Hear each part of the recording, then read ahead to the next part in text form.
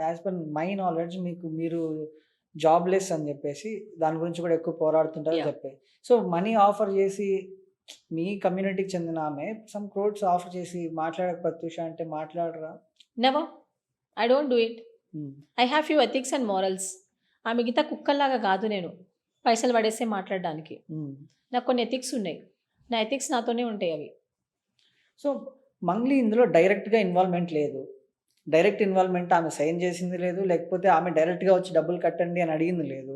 Just ఒక brand ambassador గానో లేకపోతే ఆమె పేరు వాడుకొని కింద వాళ్ళు చేశారు. ఎందుకు మంగ్లీ ఇన్వాల్వ్ చేస్తున్నారనేది కూడా ఒక క్వెషన్ అండి. నేను ఒకటి చెప్తాను మీకు. హ్మ్. మీరున్నారు. మీకు తెలుసు తప్పు జరుగుతుందని. హ్మ్. తప్పు జరుగుతుంటే నువ్వు చూసి ఎంజాయ్ చేస్తావా? లేకపోతే తప్పు జరుగుతుందని ఖండిస్తారా దాన్ని? హ్మ్. ఖండిస్తారు గదా! అవును. మరి ఈమె ఎందుకు ఖండించలేదు? Though she is doing everything. Hmm. తెలవదు అని మాత్రం అనొద్దు. ఇప్పుడు ఫస్ట్ డే ఏమన్నది నాకు రమావతి మధు తెలవదన్నది. సెకండ్ డే ఏమన్నది రమావతి మధు అప్పుడప్పుడు మిగతా వాళ్ళలాగా నేను వాళ్ళతో ఫోటోలు దిగినాను అది ఇది అని చెప్పేసి అన్నది. కానీ ఇదే మంగ్లీ గారు ఎప్పుడైతే ఈ ఇష్యూ మొత్తం జరిగినప్పుడు ఎందుకు మంగ్లీ గారు ఫోన్‌లో రమావతి నంబర్ ఉంది, రమావతి మధు నంబర్ ఉంది, ఎందుకు ఈమె ఫోన్ చేసి సెటిల్మెంట్ మాట్లాడింది, అసలు వాట్ ఆల్ దిస్? హ్మ్. She knows everything. What have done మాకు తెలవదనుకుంటున్నారా? తెలుసు కదా! సుబ్బు గారి విషయం వచ్చినప్పుడు మంగ్లీ గారు ఎవరెవరితో మాట్లాడారు, రమావతి మధుకి ఎందుకు కాన్ఫరెన్స్ కలిపారు, ఆమెతో నెంబరే లేదంటున్నారు కదా! ఎందుకు కాన్ఫరెన్స్ కలిపారు? అసలు మీరు ఇందాక అన్నారు మీరు మంగ్లీ గారు ఫ్రెండ్ అండి అని చెప్పి. మంగ్లీ గారు ఫ్రెండ్ అయితే మంగ్లీ గారి బర్త్‌డే పార్టీకి నన్ను పిలవాలి కదా! మరి ఎందుకు పిలవలేదు? నన్ను పిలవలేదు. పోనీ మా సంపత్ నాయక్‌ని పిలవాలి కదా! ఇప్పుడు తెగ ఫోన్‌లు చేస్తుంది కదా! ఈ మిగతా వీడెవడో అరుస్తున్నాడు కుక్కలాగా వాడినన్నా పిలవాలి కదా! హ్మ్. అలాంటి వాళ్ళని పిలవకుండా మంగ్లీ గారు ఎందుకు రమావతి మధు గారిని పిలిచారు? మంగ్లీ గారు ప్రతి కాన్సర్ట్‌లో అబ్బాయి ఎందుకుంటాడు? మంగ్లీ గారు ఎందుకు 3 సార్లు వాళ్ళ ఇంటికెళ్ళాల్సొచ్చింది? పగటిపూట గూడా గాదు. ఎందుకు మీరు రాత్రిపూట ఎళ్లి ఇలా రావాల్సొచ్చింది? మిర్యాలగూడ నుంచి వాళ్ళ ఊరు ఎన్ని కిలోమీటర్స్ అంటే మీరెళ్లారు గదా! హ్మ్. 70 కిలోమీటర్స్. మధ్యలో ఎవరు వాళ్ళకి లేరా? హ్మ్. వాళ్ళ దగ్గర ఉండొచ్చు కదా! ఎవరన్నా వాళ్ళ ఫ్యాన్స్ కోసం 70 కిలోమీటర్స్ ఎళ్తారా? మీరే చెప్పండి. అది అంత అర్ధరాత్రి 2 గంటల టైంలో. హ్మ్. 3 సార్లు ఎళ్ళామని చెప్పేసి వాళ్ళ క్యాషియరే చెప్తున్నాడు. ఇంకెవరిని నమ్మాలి? మంగ్లీని ఎలా నమ్ముతాం చెప్పండి మనము? హ్మ్. She knows everything. Everything she knows. నాకు దీంతో సంబంధం లేదు అనుకుంటున్నా. తమ్ముడికి సంబంధం లేదని చెప్పావు నువ్వు. మరి ఈరోజు ఆ క్యాషియర్ వచ్చి మీ తమ్ముడికి నేను ఒక బ్యాగ్ నిండా డబ్బులిచ్చానని చెప్తున్నారు. ఇది అబద్ధమా? అబద్ధమా మీరే చెప్పండి.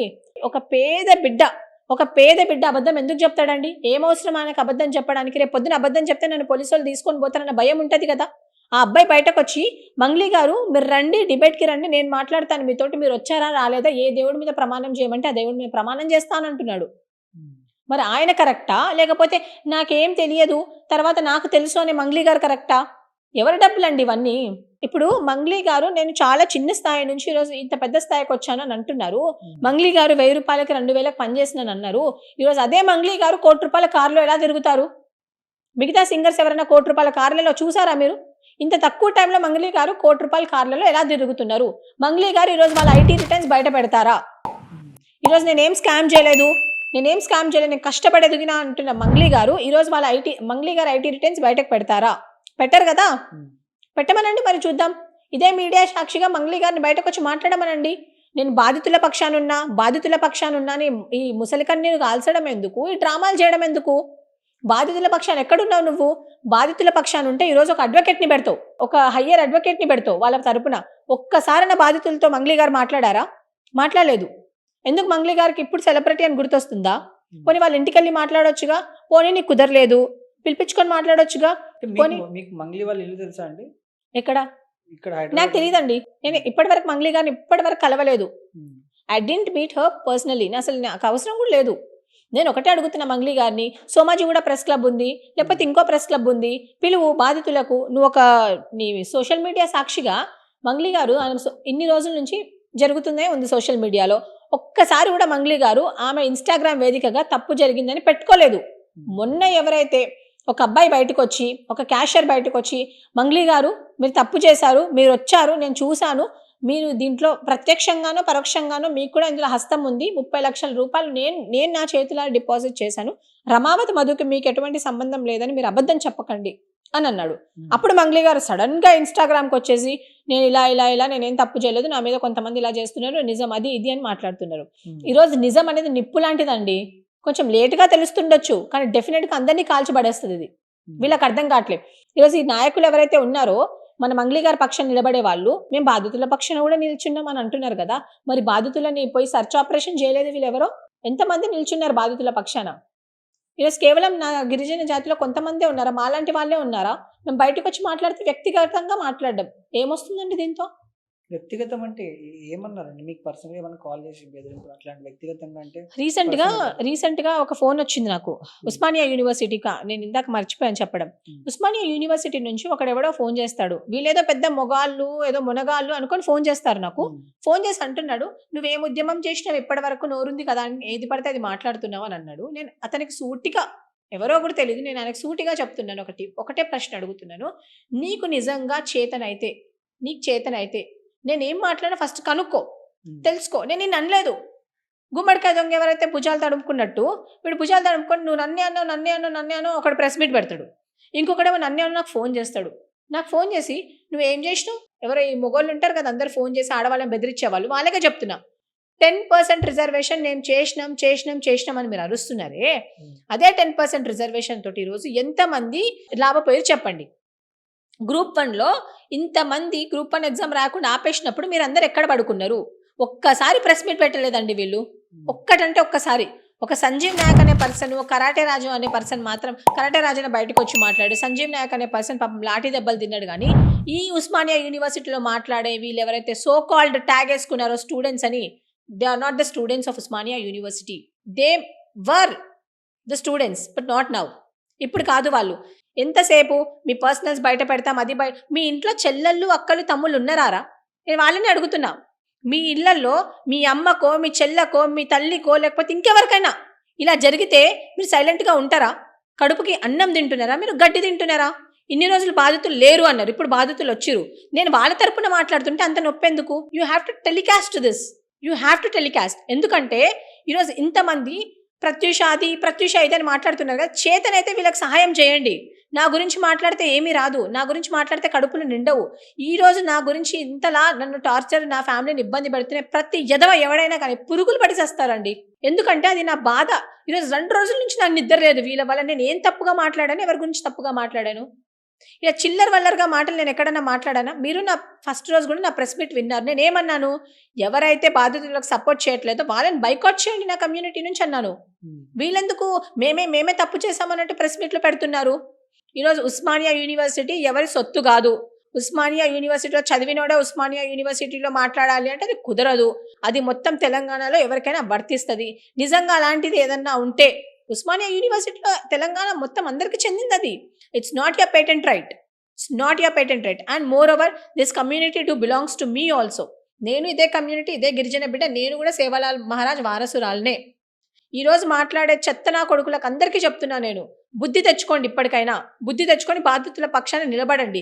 నా వ్యక్తిగత విషయాలు మాట్లాడితే ఏం రావండి. నాకు అన్ని పెళ్ళిళ్ళు అయ్యాయి, ఇన్ని పెళ్ళిళ్ళు అయ్యాయి అంటే ప్రూవ్ చేయండి. Where is a proof? Do you have any proof?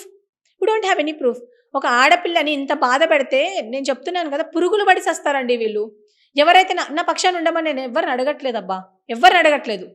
ఈరోజు కూడా నా పక్షాన్ని ఎవరు ఉండమని అడగట్లేదు. కానీ నేను ఎంత కష్టపడ్డా, నేను ఇంత దూరం రావడానికి ప్రతి మనుషులకు కష్టం అనేది ఉంటుంది కదా. నా తండ్రిని అంటారు వీళ్ళు. అసలు ఏం తెలుసండి ఆయన గురించి వీళ్ళకి? He's into the government, he's working in the government. Government నిజంగా ఫ్రాడ్ చేస్తే పక్కకు పడేస్తుంది కదండి, సస్పెండ్ చేస్తుంది కదా. From 1992 he's working. అనే సర్వీస్ నేను తెలంగాణ, ఆంధ్ర యూటిలైజ్ చేసుకుంది. అలాంటి ఒక పర్సన్ గురించి ఇలా మాట్లాడడానికి వీళ్ళకి సిగ్గుందా?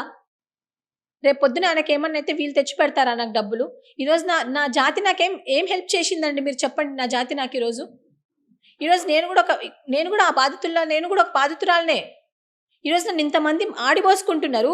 ఒక్క లీడర్ అన్న బయటకు వచ్చి మాట్లాడుతున్నాడా? ఒక సంపత్ నాయక్, ఒక అశోక్ రాథోడ్ వీళ్ళే లీడర్లా? మిగతా వాళ్ళు ఎక్కడికి వెళ్ళిపోయారు? మంగ్లీ గారి గురించి స్పందించే ఈ కుక్కలకు చెప్తున్నా నేను. కుక్కలే నిజంగా. మంగ్లీ గారు వేసే చిప్ప బిస్కెట్లు లాగేస్తారు కదా, డబ్బులు పడేస్తే మాట్లాడే వీళ్ళని కూడా అడుగుతున్నా, నేను డబ్బులు పడేస్తారండి? మరి నా గురించి కూడా మాట్లాడండి, నా గురించి కూడా ప్రెస్ మీట్లు పెట్టండి. ప్రతి ఒక్కరు మాట్లాడిన వాళ్ళు, ఆడవాళ్ళు కానీ మగవాళ్ళు కానీ, నేను లీగల్ నోటీస్ తీసుకుంటాను. నేను పక్కా లీగల్ నోటీస్ వాళ్ళకి పంపిస్తాను. I will never going to spare this. ఈరోజు నాకు జరిగింది తెలంగాణలో, రేపు ఇంకో ఆడపిల్లకి జరుగుతుంది. బయటకు వచ్చి ఆడపిల్లలు మాట్లాడుతుంటే అంత చులకనా వీళ్ళకి? అంటే ఆడపిల్లలు మాట్లాడొద్దా? తెలంగాణలో ఆడపిల్లలు మాట్లాడొద్దా చెప్పండి మీరు? ఆడపిల్ల మాట్లాడితే చాలు క్యారెక్టర్ అసాసినేట్ చేయడం, ఆమె ఏదైనా మాట్లాడితే చాలు ఆమె పర్సనల్ విషయాలు బయటకు తీసుకొని రావడం. ఏం అవసరం మీకు? మీకు చేతనైతే మొగోళ్ళైతే మొగోళ్ళ నాతో గొడవపడండి, నా ఫ్యామిలీతో ఎందుకు? నేను మంగ్లీ గారిని ఒకటే క్వశ్చన్ వేశాను, ఏంటంటే నిజంగా నువ్వు బాధితుల తరపున నిలబడతా అన్నావు, మరి ఎక్కడ పోయినావు? నువ్వు ఒక ప్రెస్ మీట్ ఎందుకు పెట్టట్లేదు బాధితులతో? ఇంతమంది బాధితులు లేరన్నారండి, ఇప్పుడు ఇంతమంది బాధితులు ఉన్నారు. మీరు నిన్న చూసిన చాలా తక్కువ మంది, మీరు అక్కడికి వెళ్ళారు, మీకు కూడా తెలుసు, నిన్న చూసిన వాళ్ళు కూడా ఉన్నారు. అండ్ నేను నా కళ్ళారా ఇంకో 20 మందిని కలిసానండి. ఒక్కొక్కరి బాధ ఎంత ఉందంటే, అందులో ఒక ఆవిడ ఉంది పాపం, ఆమెతోటి ఒక ప్రామిసరీ నోట్ మాత్రమే ఉంది. పోనీ ఆమె అబద్ధమా అంటే అసలు అట్లా కూడా లేదండి. ఒక ఎవరో ఊరు నుంచి వచ్చారు, ధోతి కట్టుకొని వచ్చాడు ఒక ముసలాయన, ఇలా కూర్చొని బాధపడుతున్నాడు. ఏమైంది పెద్దాయన అంటే, 40 లక్షలు కట్టినా నా బిడ్డ పెళ్లి చేయాలి, 40 లక్షలు కట్టినా అమ్మ నేను, నాతోటి ఇవి ఉన్నాయని చూపిస్తున్నాడు. ప్రామిసరీ నోట్స్ అవి చూపిస్తున్నాడండి. ఆయనకి తెలుసా చెప్పండి? ఇప్పుడు అవి వ్యాలిడ్ కాదు అని అంటే గుండాకి చచ్చిపోతుంది. 40 లక్షలు కట్టినా, బయట నుంచి తెచ్చి కట్టినా, అప్పులలో నన్ను బాగా తిడుతున్నారు, డబ్బులు కావాలంటున్నారు, నీ కిడ్నీ అయినా అమ్మి అని అంటున్నాడు. మానవత్వం ఎట్టుపోతుందండి? మీరు చేసిన పనికి ఆయన కిడ్నీ అమ్ముకొని వాళ్ళ ఇల్లు మొత్తము ఇబ్బంది పడాలా? మీరు చేసిన పనికి, మీరు ఎంజాయ్ చేయడానికి, మీరు పబ్బులు కట్టడానికి, లేకపోతే క్లబ్బులు కట్టడానికి, మీకోసం మీరు హ్యాపీగా ఉండడానికి వాళ్ళని ఎందుకు ఇబ్బంది పెడుతున్నారు మీరు? వీళ్ళే దొరికిరా దోచుకోవడానికి మీకు? ఇదే బంజారా కమ్యూనిటీ నుంచి నేను ఎదిగినా అని అంటున్నారు కదా. అసలు నేను ఈవెన్ రమావత్ మధు అనే పర్సన్ కూడా నేను అదే క్వశ్చన్ చేస్తున్నా, వీళ్ళే దొరికిరా నీకు దోచుకోవడానికి? మిగతా వాళ్ళు దొరకలేదు దోచుకోవడానికి? ఈరోజు ఏం సాధించినావు నువ్వు? ఇంతమంది కన్నీళ్ళు ఏం సాధించింది చెప్పండి? మంగ్లీ గారిని కూడా నేను అడుగుతున్నాను, నేనేం తప్పు చేయలేదని మంగ్లీ గారు వచ్చి బయట నాటక ప్రదర్శన చేస్తున్నారు కదా. నేను ఆమెను కూడా అడుగుతున్నాను, మీరు తప్పు చేయనప్పుడు మీరు రమావత్ మధు గారిని కలవాల్సిన అవసరం ఏముంది? అన్నిసార్లు మీరు తప్పు చేయనప్పుడు రమావత్ మధు గారు మీకు అసలు నాకేం సంబంధం లేదు అని వచ్చి బయట ఎవరిని నమ్మేద్దాం అనుకుంటున్నారు మీరు? మీరు తప్పు చేశారు, మీరు అబద్ధం చెప్పడమే పెద్ద తప్పు. మధు మీకు తెలుసా అండి పర్సనల్గా? తెలీదండి నాకు. రమావత్ మధు తెలీదు, మిగతా వాళ్ళు కూడా తెలీదు. I know safe Mangli, I know her only like Mangli birthday పార్టీకి మిమ్మల్ని పిలవలేదు అన్నారు కానీ పెళ్ళికి పిలిచారంట కదండి? ఎవరి పెళ్ళికి? మంగ్లీ పెళ్ళికి. నన్నా? అసలు ఆమె పెళ్ళి ఎప్పుడైంది? బర్త్డే పార్టీకి ఇందాక మీరు పిలవలేదు అని చెప్పారు కదా, మంగ్లీ బర్త్డే పార్టీకి పిలవలేదు, పెళ్ళికి పిలిచారంటున్నారు. నన్ను పిలిచారా పెళ్ళికి? మంగ్లీ గారికి పెళ్ళయిందా లేదా అనేదే క్వశ్చన్ కదా ఇక్కడ. కాలేదా? పెళ్ళయిందో లేదో అనేది తెలుస్తుంది మీ అందరికీ. మీరు వెళ్ళారు కదా పెళ్ళికి. మంగ్లీ గారి పెళ్ళికా? నేను వెళ్ళలేదే. మంగ్లీ గారి పర్సనల్ విషయాల గురించి నేను మాట్లాడను. అది మంగ్లీ గారి ఫ్యాన్స్ అసోసియేషన్కి ఎథిక్స్ లేవు కాబట్టి వాళ్ళు మాట్లాడతారు. నేను ఆ పర్సనల్ విషయాలు మాట్లాడు. నేను ఒకటే, ఎవరైతే బాధితులు గొంతు చించుకొని చొక్కాలు ఎగరేసుకొని ప్రత్యూష గురించి తప్పుగా మాట్లాడుతున్నారో వాళ్ళు గుర్తుపెట్టుకోవాలి. మీరు ఎవరికైతే సపోర్ట్ చేస్తున్నారో మరి వాళ్ళ పర్సనల్ విషయాలు మేము తీస్తే ఎలాగుంటుంది? అప్పుడు ఇంకా ప్రెస్ మీట్ కాదు, పెద్ద ధర్నా అనేది ఇస్తారనుకుంటా నాకు తెలిసి. అదే అడుగుతున్నా కదా. ఆమె మాత్రమే ఆడబిడ్డ కాదు, ఇంకా చాలామంది ఆడబిడ్డలు ఉన్నారు. ఈరోజు తెలంగాణలో ఆడబిడ్డలను కెలికితే మాత్రం వాళ్ళు సైలెంట్గా ఉంటారు అనుకుంటున్నారా మీరు? మీ బంజారా కమ్యూనిటీలో ఇంతమంది కొన్ని వందల మంది మోసపోయారు. అవును. సో ఆల్మోస్ట్ ఆ కమ్యూనిటీ మొత్తం సఫర్ అవుతుంది అన్న ఆ ఇంటెన్షన్ అయితే కనిపిస్తుంది. కానీ ఈరోజు గవర్నమెంట్ కానీ అపోజిషన్ కానీ ఎందుకండి అవి మాట్లాడట్లేదు? ఫస్ట్ థింగ్, వీళ్ళు వెళ్ళి కంప్లైంట్ ఇచ్చారు. కంప్లైంట్ ఇచ్చినప్పటికీ కూడా ఆ కంప్లైంట్ మీద పెద్ద సరిగా యాక్షన్ తీసుకోలేదు. ఎప్పుడైతే ఇంతమంది బాధితులు బయటకు వచ్చి ఈ నేను చెప్తున్నా కదా, I will be very thankful for the media. యాక్చువల్గా ఈరోజు మీడియా చూపిస్తున్నందుకే గవర్నమెంట్ మీద ప్రెషర్ ఇప్పుడు వస్తుంది. ఈరోజు మంగ్లీ గారి వెనకాల ఏ శక్తులు ఉన్నాయో నాకైతే తెలియదు. ఏ శక్తి అయినా ఉండనియండి, మంగ్లీ గారి వెనకాల ఉండే శక్తులు గుర్తుపెట్టుకోవాలి. అనవసరంగా మేబీ ఉండొచ్చేమో, మేబీ. మీకేం కాల్ రాలేదా? రాలేదండి, నాకు ఎవరి నుంచి ఏం ఫోన్స్ రాలేదు.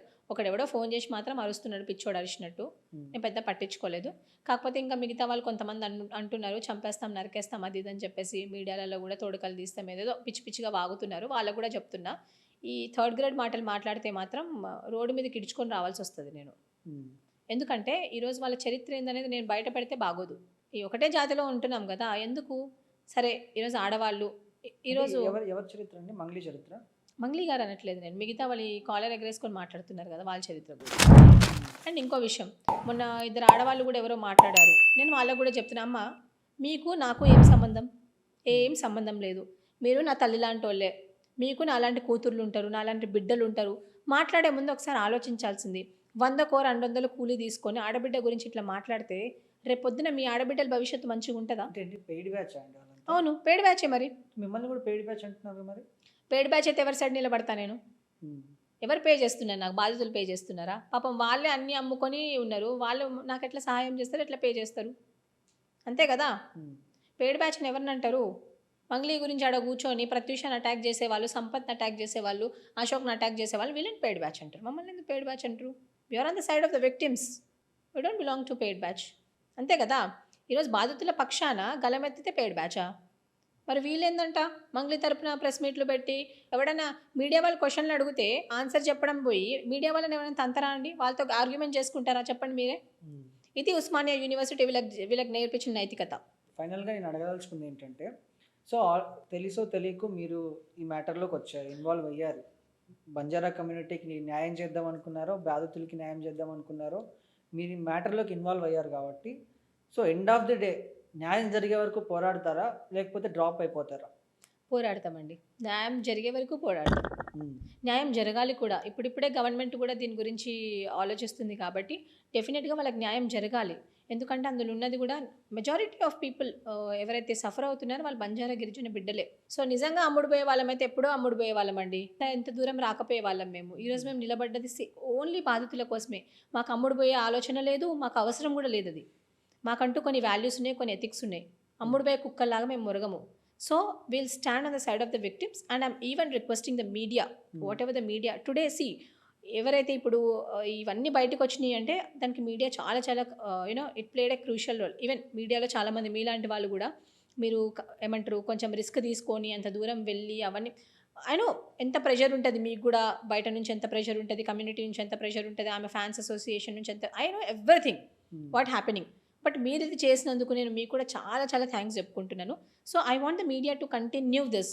వాళ్ళకి జస్టిస్ జరిగే వరకు the whole media channels should be with us. This is something I'm requesting from your end and we will not stop this fight until the victims ఎవరైతే ఉన్నారో ఆ విక్టిమ్స్కి జస్టిస్ జరిగే వరకు will definitely you know will work together. So finally ఏం చెప్తారండి, ఇది ఎప్పుడు క్లోజ్ అవుతుంది వివాదం మొత్తం? క్లోజ్ అవ్వాలి. నేను తొందరగానే అవ్వాలనుకుంటున్నాను. ఎందుకంటే lot of issues in the government. Like రీసెంట్గా ఆర్టీసీ సమ్మె అప్పుడు ఎవరో చనిపోయారు, ఆ ఇష్యూ కానివ్వండి, కార్న్ ప్రొక్యూర్మెంట్ ఉంది ఆ ఇష్యూ కానివ్వండి, ఫైర్ యాక్సిడెంట్ ఇష్యూస్ కానివ్వండి, రీసెంట్గా పీజీ అబ్బాయి చనిపోయాడు ఆ ఇష్యూ కానివ్వండి, యాసంగి రైతుల గురించి ఇష్యూ కానివ్వండి, ఇవన్నీ ఇష్యూస్ డైల్యూట్ అయిపోతున్నాయి ఈ మంగ్లీ గారి ఇష్యూస్ వల్ల. So as soon as possible government దీని గురించి రెస్పాండ్ అయ్యి బాధితులు ఎవరైతే ఉన్నారో వాళ్ళందరికీ కూడా న్యాయం జరగాలని నేను ప్రభుత్వాన్ని కూడా కోరుకుంటున్నాను. Even to the central government and the state government, who ever దీని ఇంట్లో ఎవరైనా ఉండనివ్వండి, ఎమ్మెల్యేలు కానివ్వండి, ఎంపీలు కానీ ఎవరైనా కానీ, పేదల పొట్ట కొట్టి తినడం అనేది కరెక్ట్ కాదు. They have to come out. దీంట్లో ఎంతమంది ఇన్వాల్వ్ అయ్యారో వాళ్ళందరూ కూడా శిక్ష పడాలి, బాధితులకు న్యాయం జరగాలి అని కోరుకుంటున్నాను నేను. థ్యాంక్ యూ ప్రత్యూష్ గారు, thank you so much. Thank you.